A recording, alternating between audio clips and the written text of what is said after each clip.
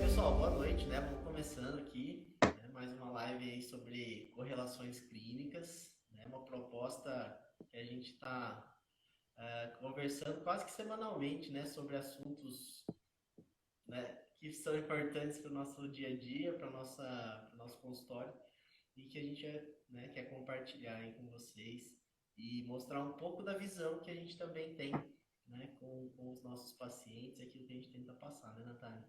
Isso aí. É uma lesão bem comum, né? Assim, uma disfunção aí bem comum, tá na rotina de todo mundo.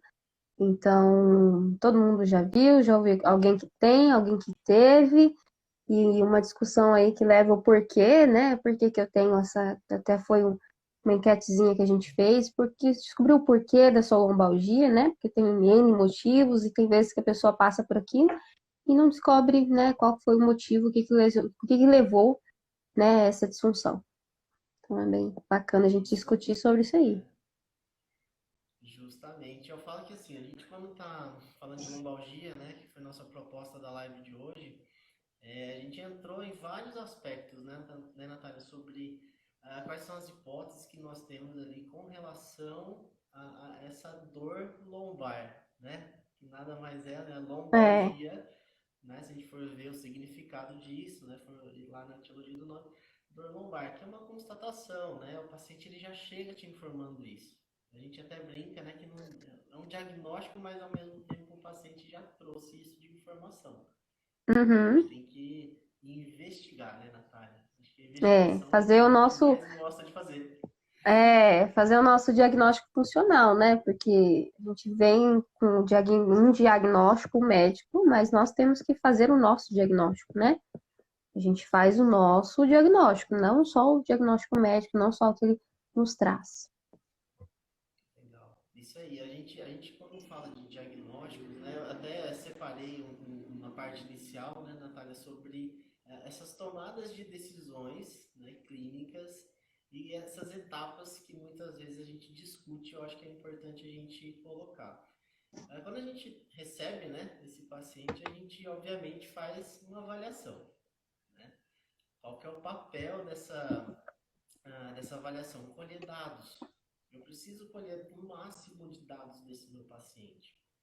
Então, na avaliação, a gente faz testes específicos, né, ortopédicos, a gente colhe informações de quando começou, se teve recidiva, se é algo recente, se já é crônico, se já apresentou, né, várias vezes o mesmo tipo de dor.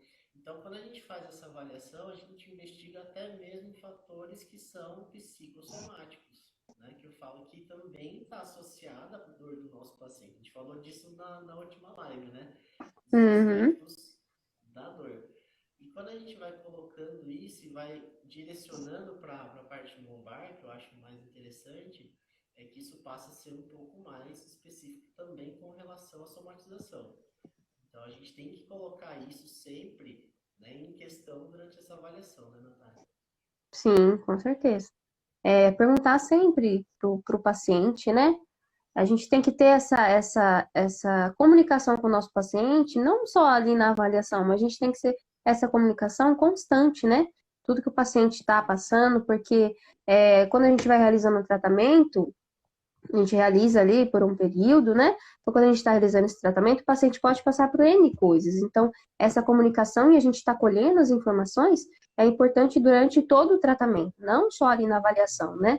Então, a gente tem que colher sempre que o paciente chegar, durante a sessão, durante a terapia, como que está reagindo esse corpo. Então, é a importância da comunicação com o paciente, porque a gente precisa colher os dados o máximo possível também.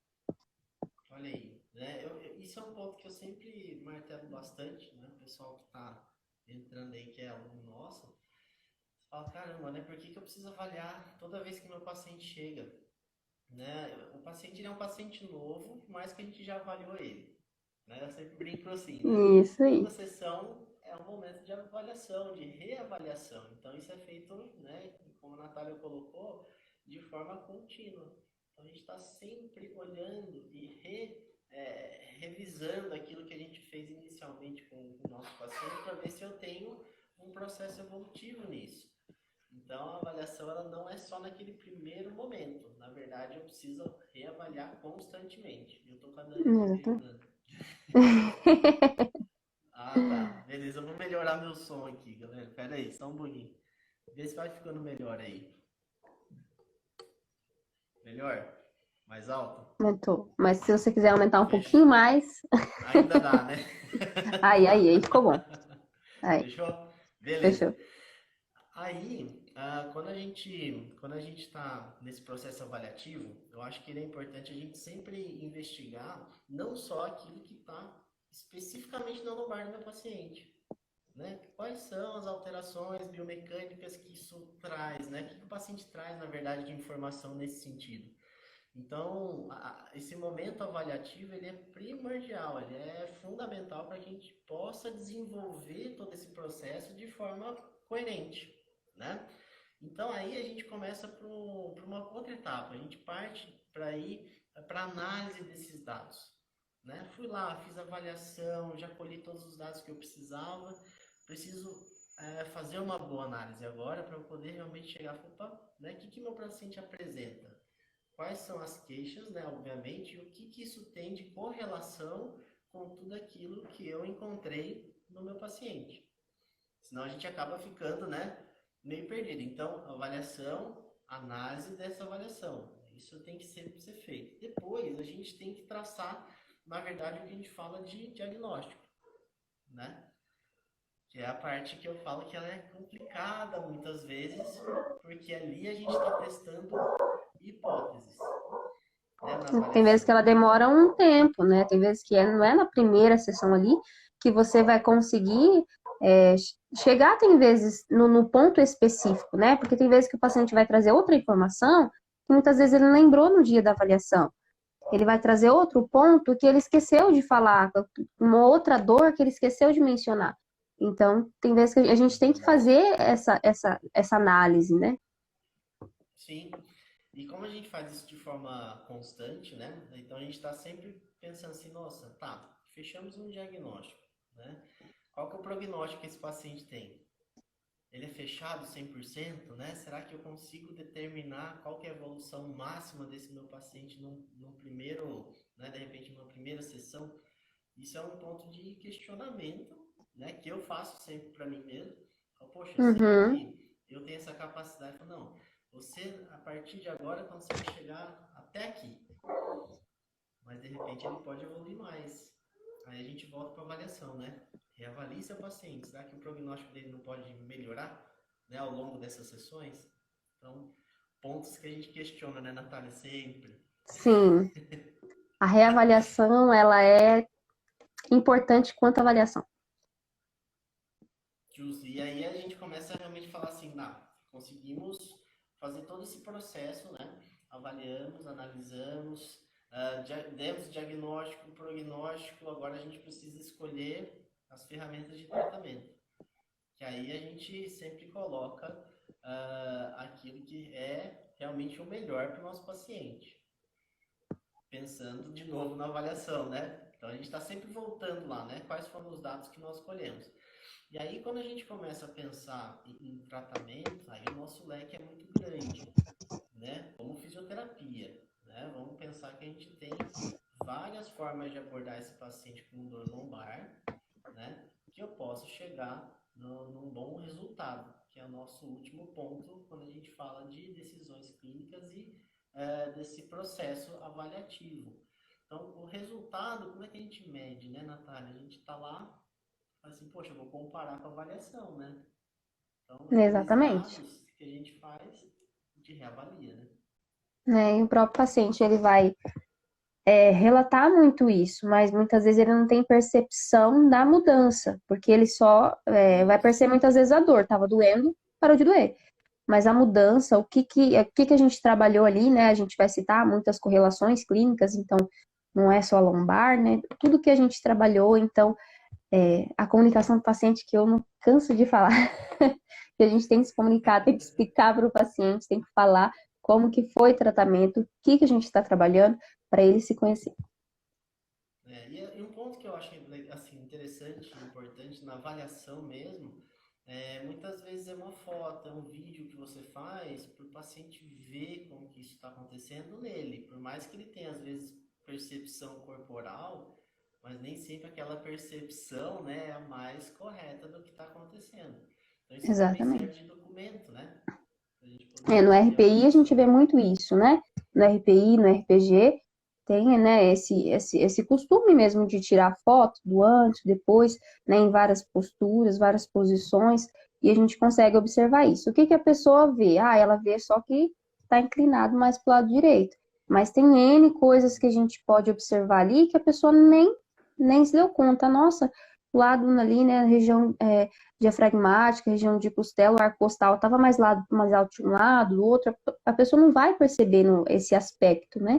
Então a gente tem que dar Sim. essas informações. Então tem muita coisa que a gente pode estar passando também com esse antes, esse depois, a gente observar isso como documento e para a pessoa realmente observar o que mudou, né? Isso.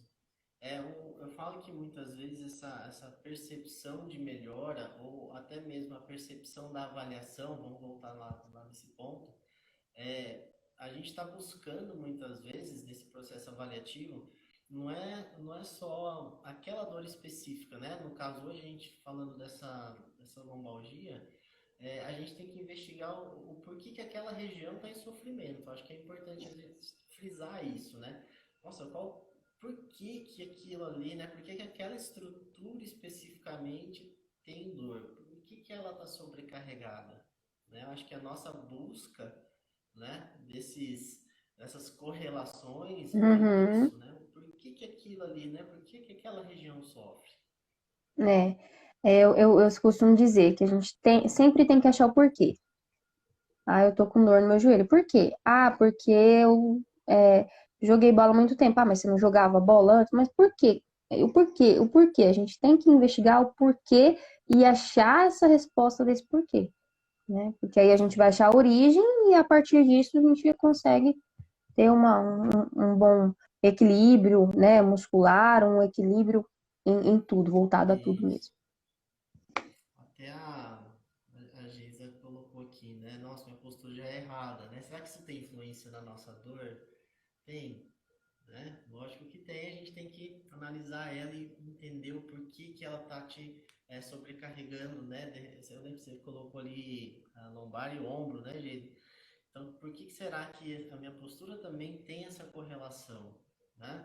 Então, muitas vezes, né, você ainda mais no RPI, né, Natália, que vai Uhum. avaliar bem detalhadamente aquela estrutura Cada que é o estrutura, corpo né? inteiro, né? Não é Uhum. só aquela estrutura, o corpo inteiro. E a gente vê que realmente começa a fazer sentido quando a gente começa a juntar essas informações todas que o corpo apresenta. E aí a gente começa a eliminar um pouco dessas hipóteses, mas dentro desse conhecimento mais amplo, né? Exatamente. A gente consegue analisar bem tudo e vamos tirando as hipóteses, a gente tem as hipóteses também que não irão ser aquilo, então a gente vai se descartando e chegando ali na causa realmente da nossa lesão, da nossa disfunção, né? Entendi. Não, com certeza. Depois a Dani Borges colocou alguns questionamentos aqui. E Dani, depois me manda um direct com eles também, com a Natália, a gente discutir eles mais específico, porque tem a correlação com a hérnia, né? Então, às vezes a Uhum. gente não vai conseguir cobrir tudo aqui na live, tá? Mas eu prometo responder depois, tá? Mas dando sequência, né? Natália, você ia falar da anatomia, né? Manda lá. Sim, né? A gente tem que abordar a nossa essência de tudo, que é a anatomia, né? Como que o nosso corpo funciona, tudo que está envolvido aqui nas estruturas. Então, a gente abordou alguns músculos ali que a gente pode citar como se fossem os principais da nossa região lombar, né? E que podem ser afetados com a lombalgia, né? Com essa dor lombar, muitas vezes pode ter influência muscular, né? Então, a gente separou o quadrado lombar, que é uma musculatura que fica ali bem em região lombar mesmo, que ela vai pegar as vértebras, né? Ela vai pegar também o ilho, então é uma musculatura bem profundazinha, mas que a gente pega, ali tem muita fáscia muscular também. Então, ela pode ficar muito tensa, essa musculatura. A gente inclui os multífidos, que é uma musculatura bem pequena, mas extensa, porque ela vai pegar bastante a região da coluna inteira. Então, se eu tenho uma restrição dessa musculatura, como ela é muito pequenininha, mas ela abrange a coluna inteira, então aí eu posso ter uma correlação em que eu tenho uma dor lombar, mas olha, a dor tá lá em cima, tá na minha torácica, tá na minha cervical, pelo encurtamento, aí a gente pode entrar em diversas coisas, diversos fatores, né? Uma musculatura muito importante, demais, né? Você que tem vários acadêmicos aqui, o Willi Pessoas, né? Por que que essa musculatura é tão importante, né? É uma musculatura que pega lá a região de lombar, nas vértebras lombares, e vai lá à região de membro inferior. Então, ela pega ali o quadril, né, que é o ilho, e vai lá para o fêmur. Então, você imagina, né, ela vai fazer a flexão do quadril, vai inclinar esse tronco para frente, vai ajudar em diversos outros movimentos. Então, se a gente analisar isso como postura, a pessoa que passa muito tempo sentado, né? A pessoa que dirige muito, como que vai ter essa musculatura? Será que não vai ter encurtada? Será que não vai ter uma tensão nessa musculatura, né? Tudo que envolve ali essa musculatura, que é uma musculatura bem extensa. Então, é muito importante a gente estar analisando essas musculaturas também, né? Os glúteos, por que que os glúteos, né, são tão importantes também na lombalgia? A gente nunca consegue separar a lombar da região sacroiliaca, né? Tem ali o sacro, né, que é juntamente com a lombar, que não tem como tirar, eles estão juntos e eles estão correlacionados diretamente com o nosso quadril, né? Então, essa musculatura, ela tá toda ali, inserida ali. A gente tem os ligamentos, né? Ligamento ilho-lombar. Qual a importância dele, né? A gente tem o superior, inferior, a gente tem vários movimentos da região de sacro também, que é o último ossinho lá da nossa coluna, né? E muitas vezes as pessoas, no RPG, no RPI, eu consigo analisar bem isso, que muitas vezes a pessoa fica sentada horas e horas numa postura totalmente errada, né? Que a gente acaba sentando e sentando em cima do sacro, porque eu, né, encurvo toda a minha postura. Então, como que vai ficar aqueles ligamentos, aquela musculatura?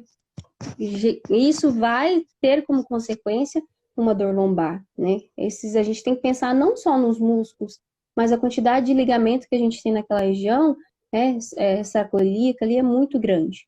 Então, a anatomia, ela é de extrema importância para a gente estar entendendo essas dores lombares, né? Essa lombalgia.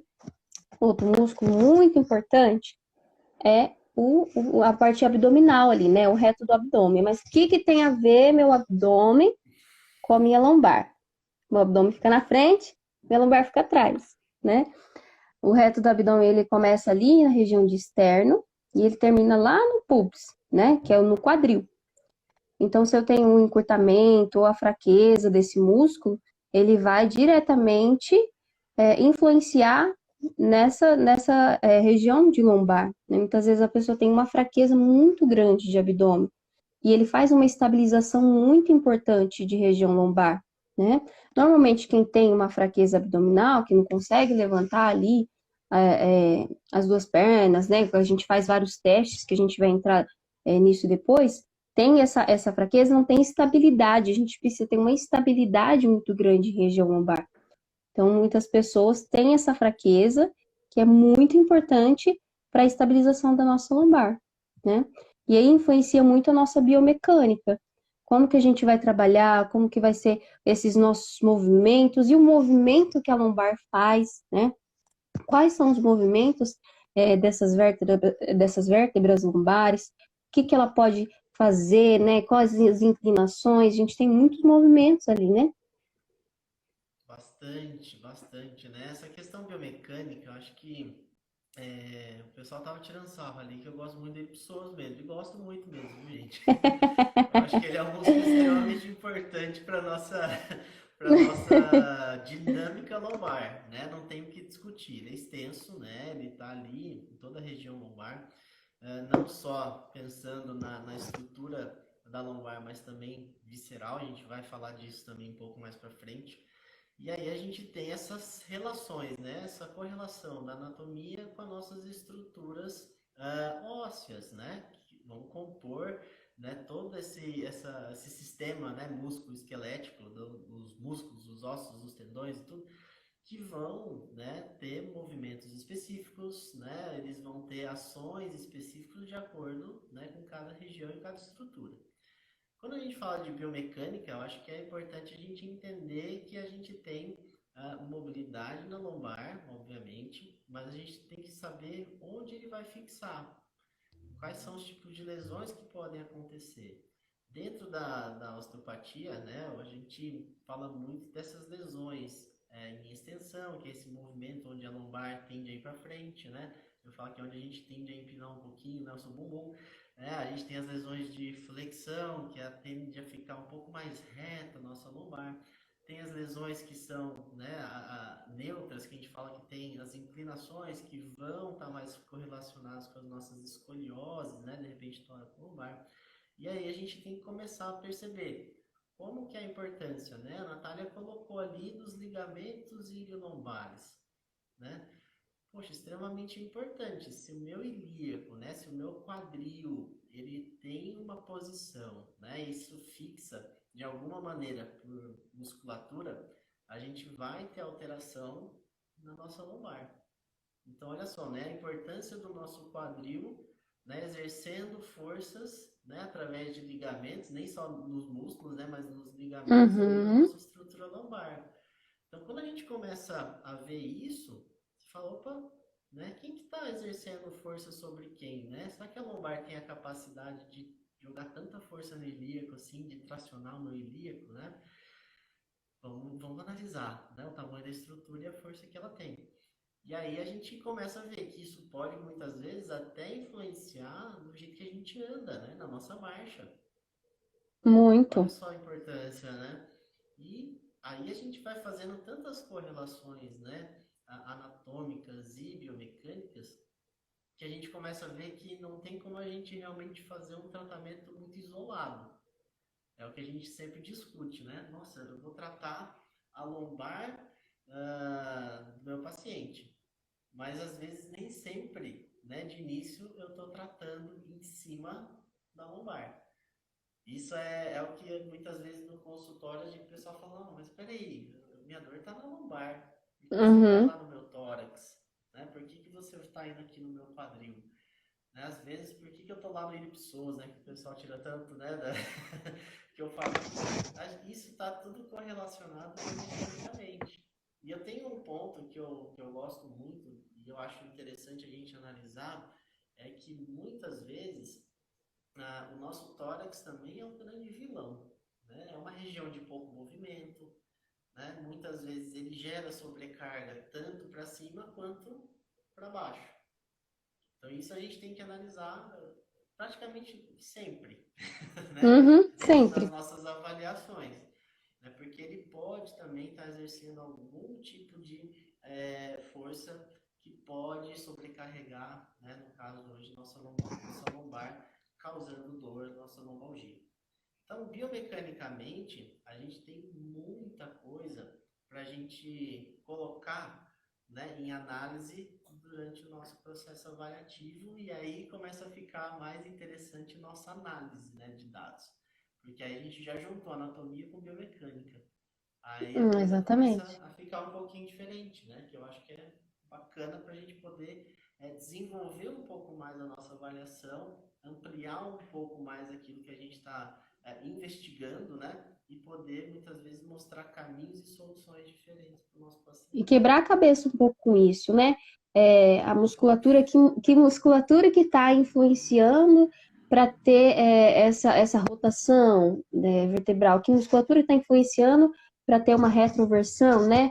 A anteroversão do quadril, o que está influenciando isso? Né? Então, quebrar a cabeça, é a fraqueza de um músculo ou é outro que está muito forte? Então, qual que é essa alteração para a gente estar trabalhando? Então, é um quebra-cabeça ali mesmo que a gente tem que montar, tem que descobrir, para a gente fazer essas relações. Eu falo assim, a gente tem que entender um processo aqui que eu acho que é importante de analisar muitas vezes isso aí, a questão da fraqueza muscular, que ela pode ser uma das causas. Eu posso ter a contratura local de músculos que estão na região lombar? Posso também, né? A gente não está descartando isso, né, Natália? A gente está recolhendo Uhum. outras informações. Então, acho que é interessante, é aí que entram os nossos testes ortopédicos, onde a gente muitas vezes vai testar a região e vai testar o entorno para a gente ver o que pode estar causando isso, né? Isso. E tem testes bem simples, né, que a gente pode estar realizando. Teste de mobilidade vertebral, né, que a gente vê Uhum. realmente a mobilidade da vértebra. Ah, ela tem mais mobilidade para o meu lado direito, tem menos mobilidade para o meu lado esquerdo, e fazer esse teste, ver a mobilidade de como está vertebral mesmo. A gente pode testar vértebra por vértebra como que está essa mobilidade, né? A gente tem um outro teste que é muito comum também, que tem vários nomes, né? Que é o teste de Bosidade, o teste de Adams, o teste de Urso, o teste de dedos ao chão, que é todos o mesmo teste, só que alguns avaliam, né, tem um olhar diferente para algumas outras coisas, mas todos realizam da mesma forma, né? Que é, eu tô lá em pé, vou tentar alcançar meus dedos ao chão sem dobrar meu joelho. E nesse teste a gente consegue é, observar então essa mobilidade, a gente consegue observar encurtamento da cadeia posterior, a gente consegue observar até encurtamento neural ali, a gente consegue observar também. Então é um teste bem com várias coisas para a gente perceber e um teste bem simples, né? Um outro teste é o teste de Valsalva. Por que que eu vou realizar esse teste, né? Ele é um teste ali que a gente faz para compressão mesmo, para pressão intraabdominal, que isso muitas vezes, quando o paciente realiza, né, sentado lá, puxa o ar e faz essa pressão, faz essa força, ele sente dores lombares, né? O teste positivo seria isso. O paciente sente uma dor quando realiza essa pressão intraabdominal. Então a gente tem que dar um olharzinho ali também para essa pressão, ali algum olhar para as vísceras, né? Então é um teste bem bacana também. A gente separou aqui o teste de Patrick, né? Que é um teste que a gente vai observar ali a estrutura sacroiliaca, né? O paciente fica ali deitadinho, forma um 4 ali com as pernas, o fisioterapeuta faz uma pressão ali um pouco oposta, e o paciente muitas vezes vai relatar dor. Então a gente vai associar isso a, a uma lesão ali na região sacroiliaca, que é ligada com a nossa lombar e que a gente tem que dar atenção. Da mesma forma que o teste de Gaussian também vê a mesma coisa, né? Essa região de sacroiliaca. Um teste que a gente usa muito também no RPG, na RPI, são das cadeias musculares. Então, eu tenho as cadeias, né? As cadeias musculares, as cadeias anterior, posterior e as cruzadas, que a gente pode estar realizando também e ver se tem um tensionamento dessa região, se está encurtada, se eu tenho essa mobilidade. Então, é um teste que eu consigo observar muitas coisas também. E são testes legais que o paciente consegue observar.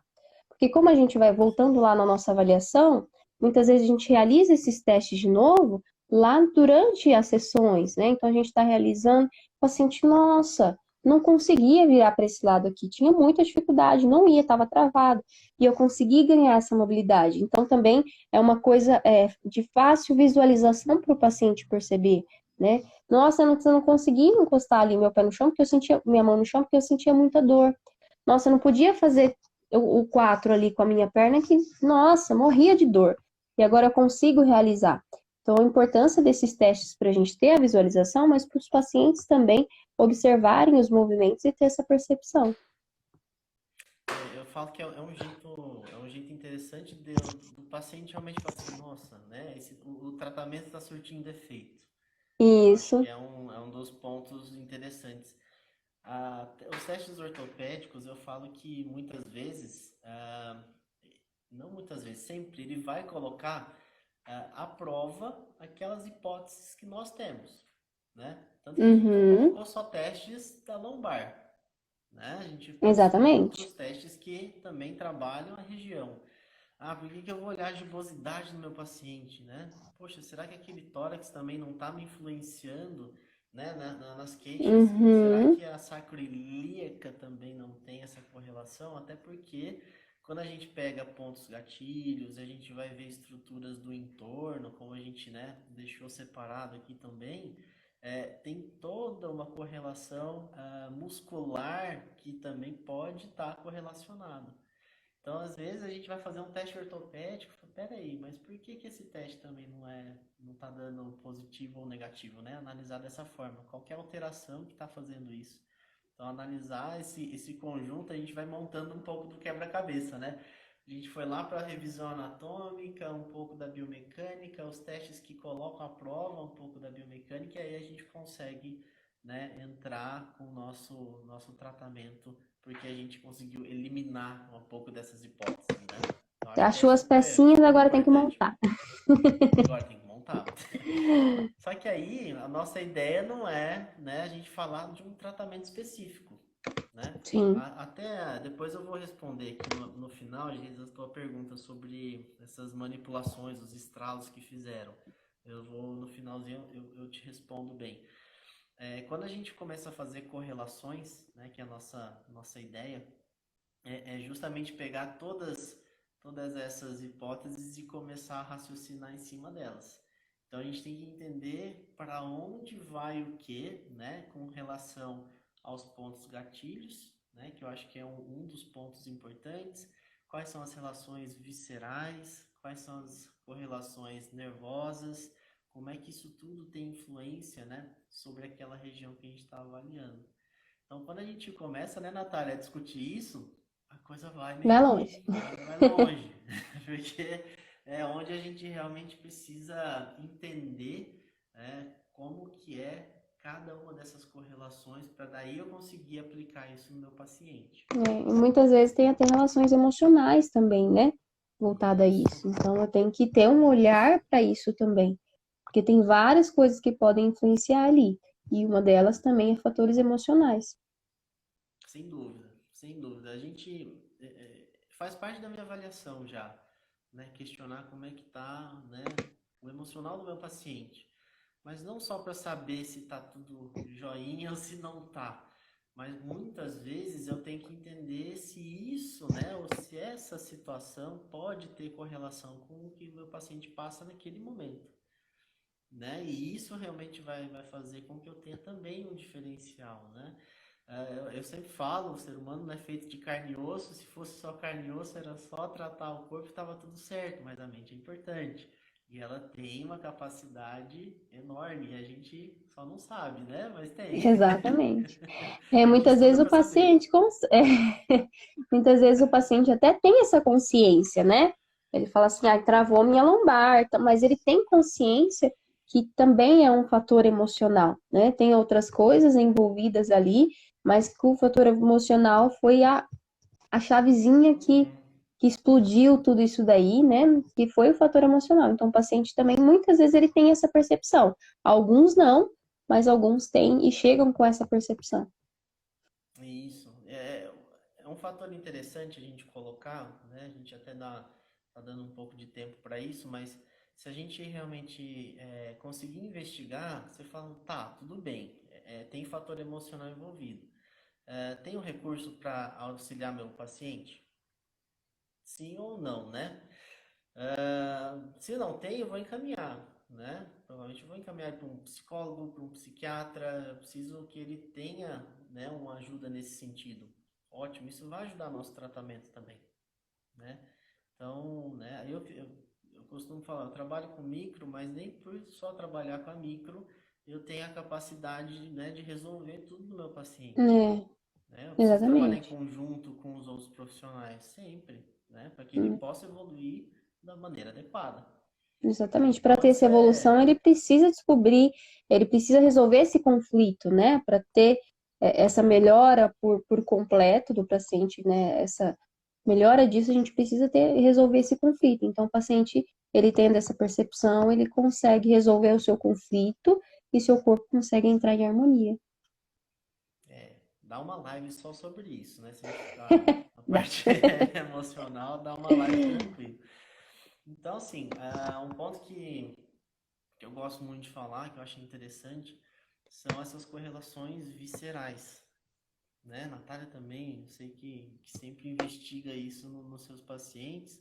A gente tenta ver assim, poxa, mas né, será que essa região, vou dar o exemplo do iliopsoas, tá? O pessoal que ama o iliopsoas aí junto comigo, né? Qual que é a importância dele, né, com as vísceras, né? Então, o iliopsoas, na verdade, ele é o trilho do nosso rim.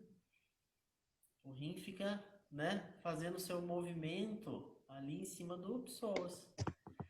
Se eu tenho alterações no meu psoas, será que eu não posso estar atrapalhando um pouco o meu funcionamento renal, tá? Não, se eu vou ter infecção renal, não estou falando disso. Mas eu estou falando de uma perda de vitalidade do meu órgão. Então isso pode fazer com que eu tenha retração de fáscias, né, que é o que a gente investiga muito. E isso pode fazer com que eu tenha, né, dores na minha região também lombar. E aí começa. Tem até um artigo, eu tenho que lembrar o ano desse artigo, né? Eles falaram da influência da mobilidade renal sobre a lombar. Eu vou ter que pegar certinho o ano, mas acho que é 2016, falando sobre isso, e é muito interessante porque realmente, né, Bacana. eles fizeram avaliação, foram avaliar a face, foram avaliar a própria mobilidade, obviamente, do rim, e como é que isso tinha essa correlação aí importante com a nossa lombar. Então, são correlações que a gente precisa, né, muitas vezes colocar em pauta para investigar. Pode ser que não tenha nada a ver, mas é bom Uhum. investigar. Sim, sim. Não só o rim, né? A gente tem Uhum. vários órgãos, né? Várias estruturas, a gente tem que lembrar ali que tem essa pressão ali. Na região de lombar, a gente tem várias vísceras, né? Então, eu tenho que correlacionar com todas elas também. Tem essa pressão que a gente faz, né? A gente tem a pleura ali, a gente tem essa pressão intraabdominal que é gerada ali sobre esses órgãos, né? Então, até pelo fato da dor, quando a pessoa tem dor, ela se restringe, né? Então, eu tenho essa pressão que eu faço aqui, a pessoa se encurva mais, então eu tenho a tendência a restringir toda aquela região, né? Então, eu faço uma pressão, já faço uma restrição, aumento essa restrição que eu tenho nessas vísceras. Sim, não, com certeza. E aí entra a relação, né, da postura com o nosso paciente, com a dor, e a gente começa a fazer, né, todas essas correlações. Aí entra um ponto importante, Natália, você falou do diafragma, né, mais cedo. E o Uhum, diafragma, ele tem uma ligação pouquíssimo importante, né? Eu brinco, mas quase nada. É pouquíssimo igual a pessoas. importante com. É. E eu falo muitas vezes que quando a gente vai tratar, eu falo que a gente tem que pensar no seguinte, né? Vamos supor que eu estou analisando realmente as minhas vísceras, não tem como a gente descartar algumas coisas, né? Sistema parasimpático, que é, né, o nosso nervo vago, a gente precisa sempre investigar ele, porque ele também faz parte da inervação ali sensitiva, né? Ou parasimpática da minha região visceral, das vísceras. Tem que analisar muitas vezes o próprio diafragma, né? Pela importância que ele tem com todas as estruturas ali da nossa região abdominal. É um músculo grande, mas tem muitos ligamentos que chegam nele com relação às vísceras. Os Só que pilares, né? aí os pilares do diafragma que estão ali na região, né, no comecinho da lombar, aí tem que começar a fazer outras correlações, né? Qual que é a inervação? De onde vem o nervo que vai fazer com que meu diafragma seja acionado? Né? Vem lá da cervical. Então, muitas vezes eu estou analisando, né, C3, C4, algumas literaturas trazem C5 como inervação de diafragma, né? E Exatamente. aí a gente passou da lombar, foi para a víscera e parou na cervical, mas investigando E muitas a vezes, se você vai. É, e muitas vezes a gente vai fazer esses questionamentos para o paciente, ele não sente dor só na lombar, né? Ele sente ali uma dor de cabeça persistente, ele sente ali uma dor na região de cervical, você vai fazer a palpação, você vai chegar na cervical, tem uma dor bem considerável. Então, o que está ali mais chamando a atenção, o que está pulsando é a lombar. Mas se você for fazer a palpação ali, você já vai perceber que tem uma alteraçãozinha ali também. sim. A gente até tinha separado, né? Eu falo assim, vísceras importantes como fígado, né? Estômago, os intestinos, Intestinos, bexiga, útero, no caso das útero. mulheres, né? Por que que a gente observa? É um teste simples que muitas vezes a gente pode fazer no consultório que vai avaliar um pouco mais especificamente as fáscias que recobrem aquele tecido, né? Aquele órgão. Então, muitas vezes, o pessoal que, né, os pacientes que estão assistindo falam assim, poxa, né, o que que é fáscia, né? Eu brinco, nem todo mundo gosta disso, mas eu brinco que assim, quando a gente vai no açougue e compra carne, às vezes tem aquela Eu falo a camadinha mesma meio coisa. esbranquiçadinha ali, meio gosmentinha, é aquilo ali. E ele recobre o corpo inteiro, né? Então a gente sabe da importância dele hoje, se estuda muito fácil, né, para que a gente possa integrar isso nos nossos tratamentos.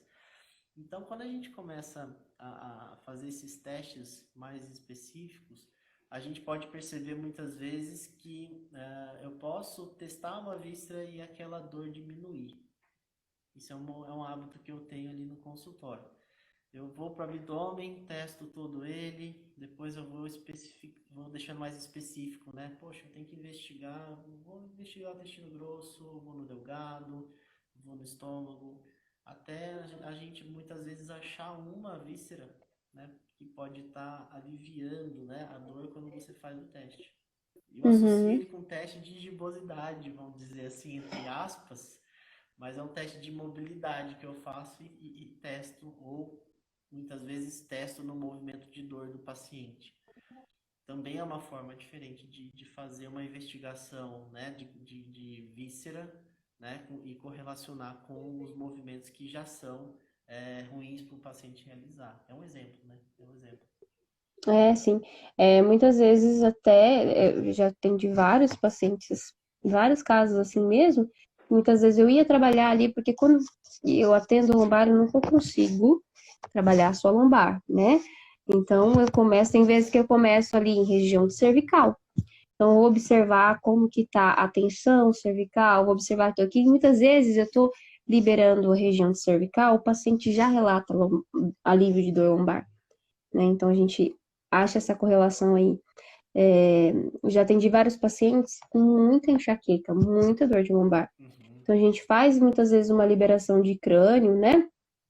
E essas faces que recobrem o crânio também, ela recobre o corpo inteiro, inclusive o crânio.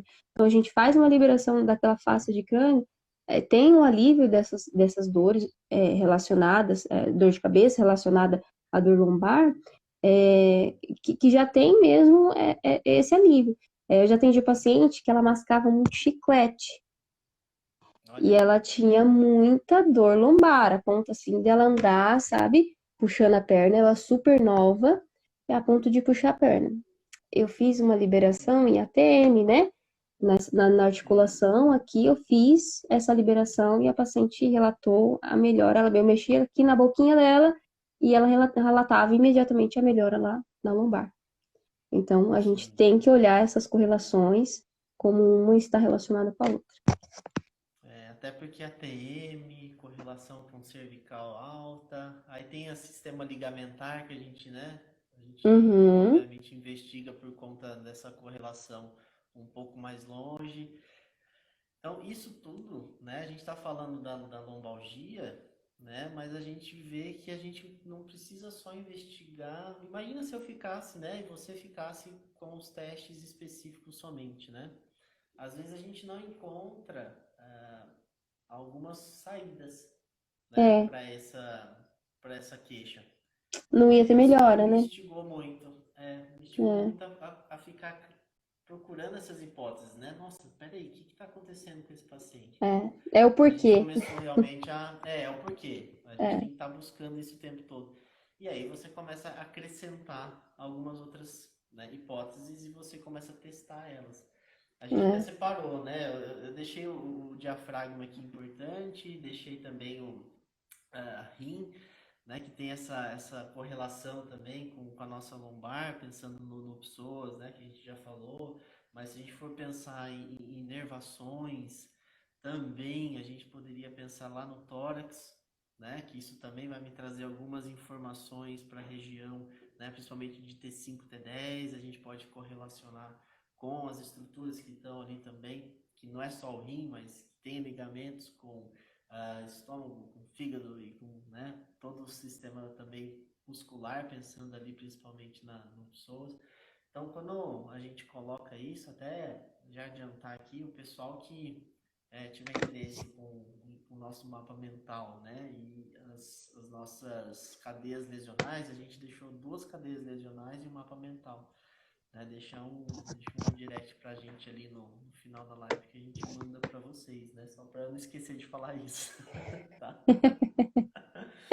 Então, aí acho que faltou a gente falar um pouco dos pontos gatilhos, né? Que acho que Sim, também é extremamente importante. Você sim, quer falar sim. mais deles? Sim, Deles? a gente tem que. A gente pode analisar esses pontos gatilhos nessas musculaturas, né? Que a gente já Uhum. citou na parte anatômica. Então, o ilho-psoas, vamos colocar aí como número um. A Ó, gente, a gente pode achar ponto gatilho ali no grande dorsal, que é uma musculatura que está relacionada com a lombar, né?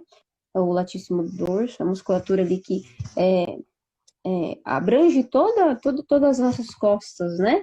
Abrange todas as nossas costas, a gente pode observar essa musculatura. Região de glúteo, eu sempre encontro muito ponto gatilho também, né? É uma região ali, o piriforme a gente pode citar ele também como uma região de ponto gatilho. Muitas vezes ele tem correlação, né, com o nervo ciático, a gente já entra nas lombociatalgias, né, região de nervo que corre. Então, esses pontos gatilhos, a gente tem que dar uma atençãozinha para ele, que muitas vezes é a tensão muscular, né? Essa restrição que o músculo faz, que vai gerar essas dores, as dores referidas. Muitas vezes o paciente vai ter dor no lugar, mas a musculatura que está tensionada, a musculatura que tem um ponto gatilho, muitas vezes é em outro lugar também. Então, aquela dor, né? Ai, tá doendo, mas a região anterior aqui do meu quadril, né? Ela corre um pouquinho mais para frente. Às vezes o paciente tem dor ali na coxa, a dor região de glúteo. Então, essas dores, as dores referidas que a gente faz. A dor está no lugar, mas muitas vezes é devido a outra coisa, né? E sempre, muitas vezes, isso. muscular. Essa investigação, eu falo que é interessante até quando o paciente chega, né, Natália? A gente mostrar essas Uhum, fotos ou imagens para que o paciente possa correlacionar com aquilo que a gente está explicando para ele, que a gente está colocando ali em questão, né? E quando a gente mostra essas imagens, eu acho super interessante, falar assim, nossa, a minha dor é igualzinho isso aqui, ó, né? E aí fica exatamente. claro o porquê que você vai tratar aquela estrutura, né? E não vai tratar, às vezes, uma outra que podia estar até mais próxima, né? Então isso é um ponto bem interessante de colocar até no processo de anamnese. Né? Nossa, me mostra a tua dor. Às vezes você mostra uma imagem, ele pontua, ou ele mesmo, o paciente mesmo É, pontua é. e, né, te Eu mostra, gosto de mostrar enfim. até muitas vezes a musculatura mesmo em si. Aí eu vou É, mostrar, tem vezes que eu mostro ali como que é essa região de glúteo, né? Que a gente tem glúteo maço, glúteo médio, glúteo mínimo. Como que é, onde que essa musculatura começa, onde que essa musculatura termina. Aí o paciente, é aqui que é essa região. Vou mostrar ele pessoas, olha, começa ali na coluna, termina aqui na frente, passa no quadril, nesse ossinho que você tem aqui na frente, né? Então, o paciente perceber, olha, esse aqui é o meu músculo. Então, quando ele sentir a dor, ele vai conseguir relacionar isso e vai conseguir te trazer isso mais específico, né? Ele vai conseguir descrever melhor o que ele sente. Então, até o paciente precisa entender a anatomia. Então, a gente trazer essa anatomia para ele, como que funciona, como que é, onde começa, onde termina, qual que é o movimento que faz, é muito importante. não, perfeito. Eu vou até responder um ponto aqui, Natália, só para eu não deixar passar. Às vezes eu coloco assim, né? Às vezes me dá dor, né, que sinto, dá até vontade de vomitar com a dor, né? Se isso poderia ser até normal. O que que acontece aqui, né? A gente tem uma ação muito forte, muitas vezes, dependendo do tipo e onde realmente está a origem disso, essa hiperestimulação, né? A gente pode ter alguma contratura do diafragma, que isso pode atrapalhar e fazer com que eu tenha uma diminuição de mobilidade do meu estômago. Isso também pode ser, né, algo que pode acontecer, né? Uma hipótese dentro, né, desse quadro de vômito, né, durante dor. Então a gente tem a ação do nervo vago, tem a ação do próprio diafragma, pode ser que tenha uma correlação desse diafragma com outras estruturas, como o fígado, vesícula, que também vão ter essa correlação com o estômago por conta de ligamentos que estão ali. Então, tem várias hipóteses que podem chegar nisso, né? Então, a gente tem que investigar esses fatores todos. É normal ter? Não vou falar que é normal ter, né? A gente não vai esperar que todo paciente que tem dor lombar tenha, né, quadros de vômito, ânsia de vômito, né? Mas pode acontecer dependendo das correlações que o paciente apresentar. Aí eu já vou responder a outra, tá, Natália? Só para não me perder Já, no uhum. embalo da Geise aqui. Eu tinha colocado lá no começo que a gente, eu acho que foi o médico, né, foi lá, manipulou e falou que Ah, essa, é. né, não estava conseguindo fazer e ela estava, né, mal posicionada, meio torta ali, por isso que ela tinha dor. É, não são só as manipulações que vão fazer essa correção, tá, gente? Eu acho que é importante a gente deixar isso claro. É, a gente não pode direcionar só para as manipulações e falar que elas vão te trazer totalmente esse realinhamento, né, que o pessoal fala tanto. Mas na verdade a gente tem que pensar que elas vão te ajudar, né, ou vão ajudar com que a musculatura trabalhe melhor. Aí é legal associar com outras atividades, né? Tem que ver se realmente tem uma necessidade de reforço muscular ou de liberações musculares para equilibrar o teu corpo para que aquilo possa realmente ser benéfico a ponto de te ajustar ou melhorar a dor. Então a gente tem que tomar um pouco de cuidado porque não é só manipulação, né? Eu trabalho com a ótima, um dia fala, não, é só manipulação que resolve, não é. A gente tem que associar ela muitas vezes até o trabalho da Natália com o RPG, o RPI, que, né, funciona muito bem quando combina. Muitas vezes tem que associar com atividade física, né? Tem que ser algo mais específico, uma reabilitação mais específica, né? Porque eu tenho fraqueza muscular de musculatura estabilizadora, por exemplo, né? Que vai deixar estável minha lombar. Então tem N possibilidades, né? Da gente Sim. discutir isso. Então, Tem até voltando um pouquinho, que ela tinha, né, relatado ao vômito ali, muitas vezes também as pessoas chegam até a sentir falta de ar, né? assim, As pessoas ficam ofegantes, você vê que é uma respiração mais superficial, isso pode estar correlacionado também à lombar, né? O botão diafragma ali tem uma restrição. Então, eu já atendi vários pacientes no RPG também e na físio, em que a pessoa não conseguia respirar, mas assim, não porque ela tava tanta dor a ponto dela não respirar, porque ela não conseguia, ela perdeu essa sensibilidade que ela consegue fazer uma respiração completa. Era só olha. aquele respiro, né? Aquela respiração curta, né? Então, perde essa percepção, que a gente trabalha muito no RPG ali também. A gente treinar essa respiração, o arco costal, a gente consegue abaixar as costelas, né? Então, você associar esses movimentos ali também é muito importante. E aí, ali, na manipulação, muitas vezes a gente realiza, mas tem vezes que um trabalho de mobilidade, né? De alongamento ali de fáscia, eu já tenho um resultado muito importante. Então, tem vezes que não é, igual você falou, não é só a manipulação que a gente vai trabalhar ali. Tem, né, o tanto que a gente falou de anatomia, da biomecânica, tem diversos outros fatores. Então, assim, até para a gente começar a fechar, falta 4 minutos só, tá? Acho que a lombalgia ela é muito complexa, né? É muito difícil a gente chegar e falar assim, olha, é, por definição, falar assim, olha, é isso. A gente tem que avaliar nosso paciente, tem que entender quais são os fatores biomecânicos, né? Quais são os vícios que esse paciente traz com relação à sua postura, às suas práticas diárias. A Aí isso também profissão, contribui. profissão, o esporte que pratica, se pratica esporte ou não.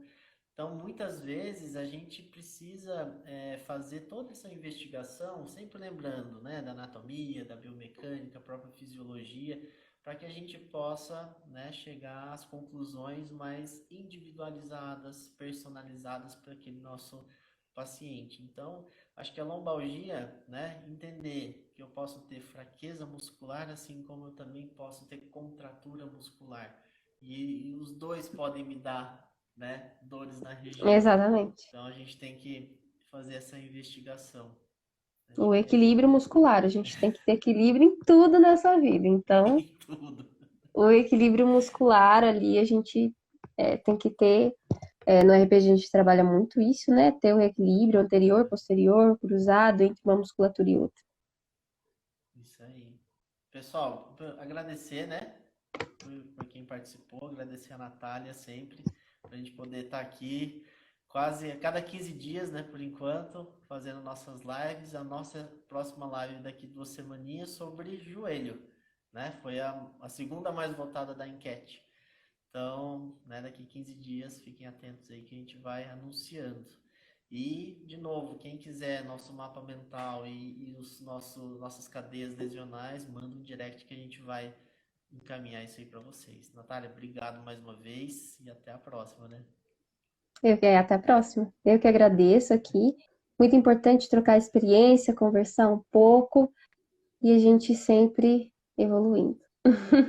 É isso aí, sempre. Pessoal, boa noite para vocês. Natália, obrigado. Boa Boa noite. noite. Até a próxima. Até.